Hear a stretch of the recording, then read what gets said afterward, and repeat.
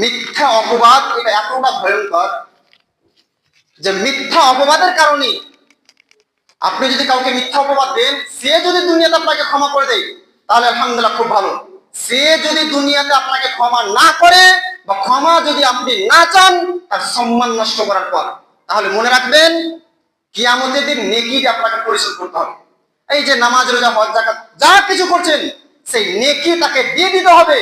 এবং এইভাবে নেকি দিতে দিতে যদি আপনার নেকি শেষ হয়ে যায় তাহলে তার গুনাহগুলো আপনার কাঁধে চাপিয়ে দেওয়া হবে এবং আপনাকে টেনে হিচড়ে জাহান্নামে নিক্ষেপ করা হবে।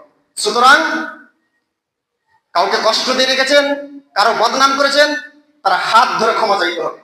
একটাই পথ বাঁচার, তার হাত ধরে ক্ষমা চাইতে হবে এবং আল্লাহ সুবহানাহু ওয়া তাআলার নিকট খালিস অন্তরে দোয়া করতে হবে, হে রব্বুল আলামিন, আমি যে পাপ করেছি, যে অপবাদ দিয়েছি, ইনশাআল্লাহ আর জীবনে এই ধরনের অপবাদ দেব না, এই বলে আপনাকে প্রতিজ্ঞা করতে